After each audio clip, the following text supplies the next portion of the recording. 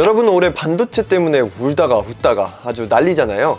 이번 달 말 빅 이벤트가 하나 더 남았습니다. 바로 엔비디아 실적 발표가 8월 27일 날 나와요. 이 발표에서 우리는 지금 뭘 어떻게 봐야 할까요? 막막한 시장 속 오늘 이 영상 하나로 해답을 드리도록 하겠습니다.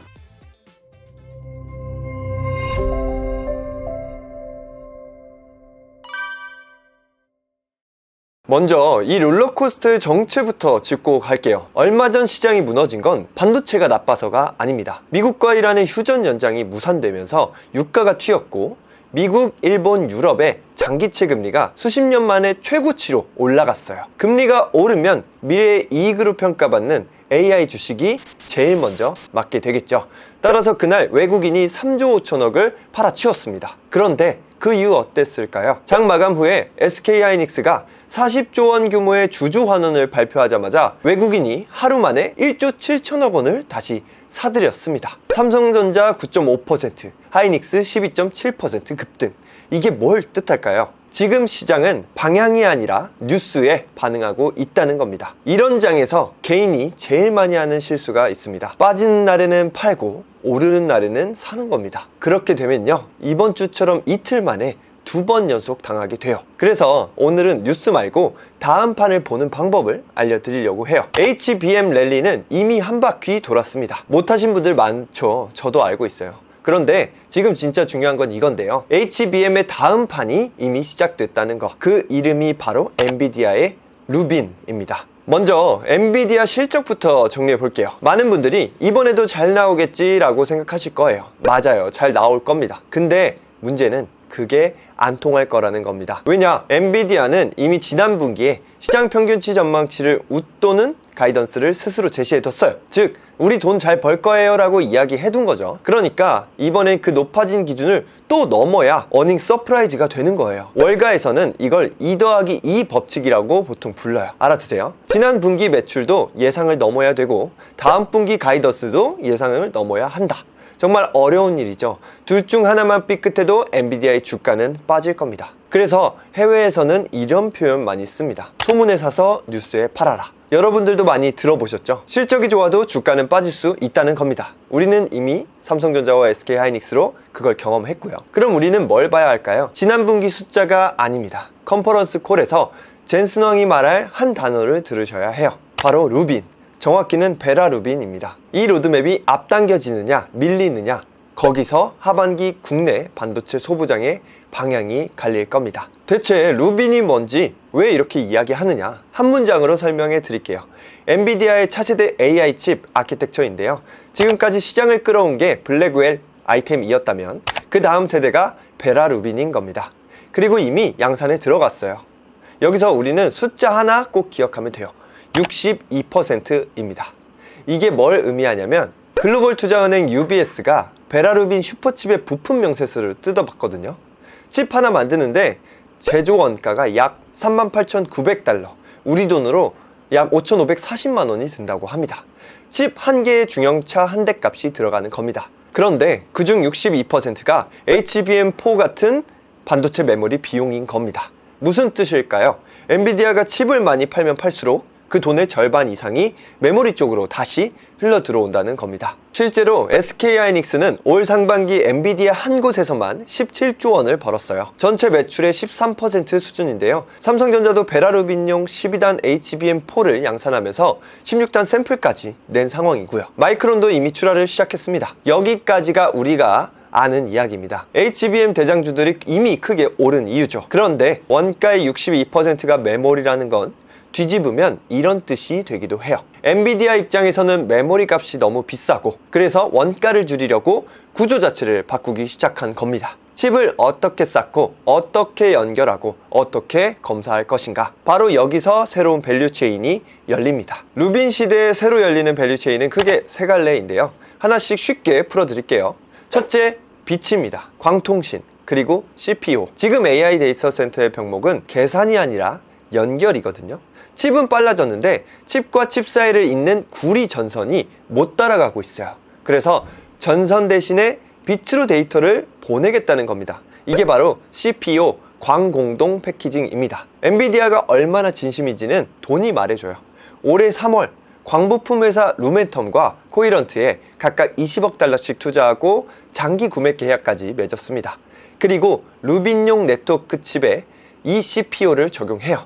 국내에서는 SK하이닉스가 광공동 패키징 상용화를 추진 중이고 이게 루빈과 GB300 아이템에 적용될 거라는 전망이 나오고 있어요. 두 번째는 유리기판인데요. 반도체를 올려놓는 받침대를 기판이라고 해요. 지금은 플라스틱 계열의 소재를 씁니다. 그런데 AI 칩이 커지고 뜨거워지면서 이게 휘기 시작했어요. 플라스틱으로는 더 이상 못 견딘다는 겁니다. 그래서 유리로 바꾸겠다는 게 유리기판입니다. 평평하고 열에 강하고 더 촘촘하게 회로를 그릴 수 있어요. 국내에서는 SKC의 자회사인 앱솔릭스가 가장 앞서 있고 삼성전기와 LG이노텍이 그 뒤를 쫓고 있습니다. 다만 여기서 냉정하게 짚을 게 있어요. 앱솔릭스의 양산 일정이 2027년으로 한번 밀렸거든요. 그리고 중국 BOE 테크놀로지가 6조 원을 들고 이 시장에 들어왔습니다.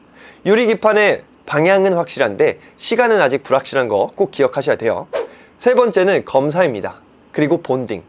저는 세 가지 밸류체인 중에 이쪽을 가장 현실적으로 보고 있는데요.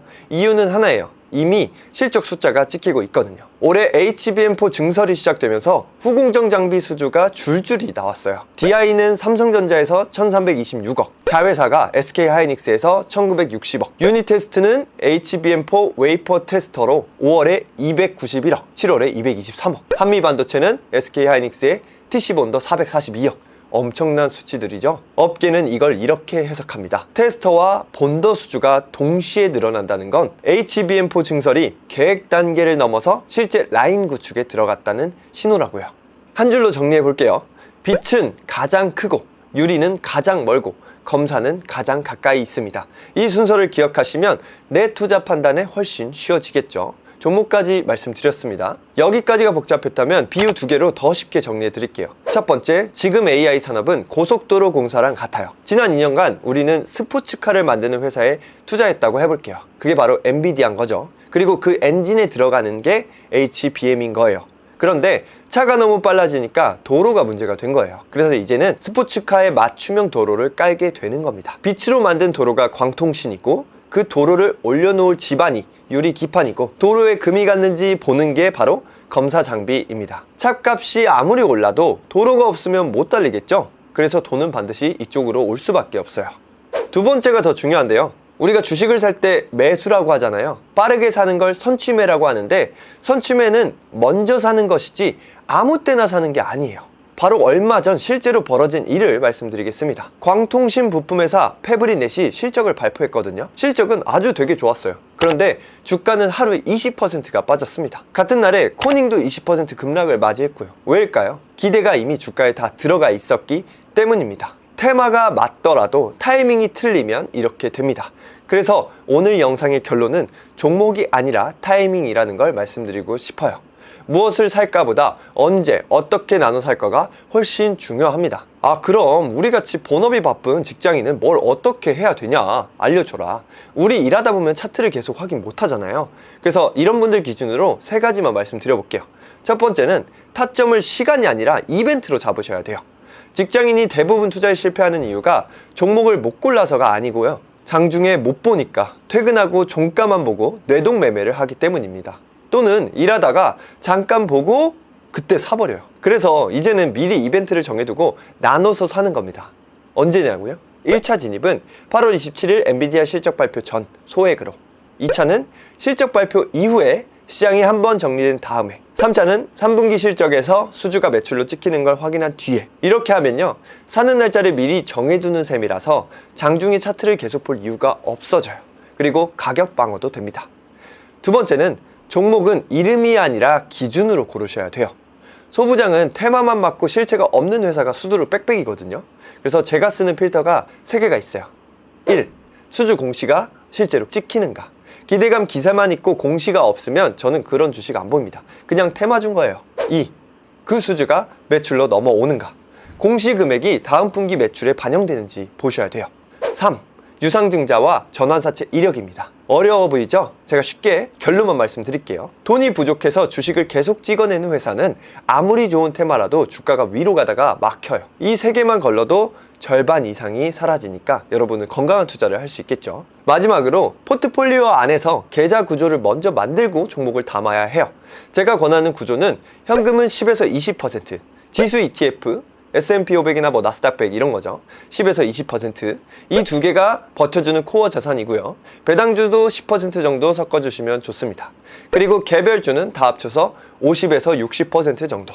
여기서 직장인만의 무기가 하나 더 있어요. 바로 절세 계좌예요. 밸류체인 분석이 도저히 어렵다 하시는 분은 AI 반도체나 소부장 ETF를 연금저축과 ISA 안에서 모아가세요. 일반 계좌에서 사면 수익에서 15.4%가 세금으로 나가는데 절세 계좌 안에서는 그 세금이 계좌에 남아서 계속 굴러가게 됩니다. 개별주 못 고르는 게 손해가 아니라 세금 안 챙기는 게 손해인 세상이에요. 그럼 앞으로 벌어질 미래 시나리오를 미리 그려보도록 하겠습니다. 시나리오 A는 8월 27일 엔비디아가 루빈 로드맵을 앞당기는 경우예요. 그러면 소부장 밸류체인에 청신호가 켜질 거예요. 특히 이미 수주가 찍히고 있는 검사나 본딩 장비 쪽이 먼저 반응할 겁니다. 시나리오 B는 가이던스가 시장 기대를 못 넘는 경우예요. 그러면 기대감만으로 오른 종목부터 무너질 거거든요. 페브리넷이 하루에 20% 빠진 것과 같은 일이 벌어집니다. 이때 현금을 쥔 사람들은 오히려 싸게 담을 수 있겠죠. 투자를 잘하려면 예측이 아니라 대응을 하셔야 된다는 거 제가 계속 말씀드리죠. 오늘 내용 세 줄로 정리해 드리겠습니다. 하나, 8월 27일 엔비디아 실적은 숫자보다 루빈 로드맵을 들어야 된다. 둘, 루빈 원가의 62%가 메모리다. 그 구조를 바꾸는 과정에서 빚, 유리, 검사 세 갈래의 길이 또 열린다. 셋, 그중 지금 숫자가 찍히는 건 검사랑 본딩이다. 나머지는 순서를 기다려야 된다. 그리고 마지막으로 하나만 더 말씀드리고 싶어요. 상반기 랠리 놓치신 분들 조급해하지 마시고요. 시장은 한 번만 기회를 주지 않아요. HBM이 그랬듯이 루빈도 한 번에 끝나지 않을 거거든요. 조급하게 다 걸었다가 한 방에 나가는 사람보다 원칙 지키면서 남아있는 사람이 결국 수익을 가져가게 될 겁니다. 8월 27일 엔비디아 실적 발표 나오면 바로 정리해서 올려드릴 테니까 걱정 마시고요.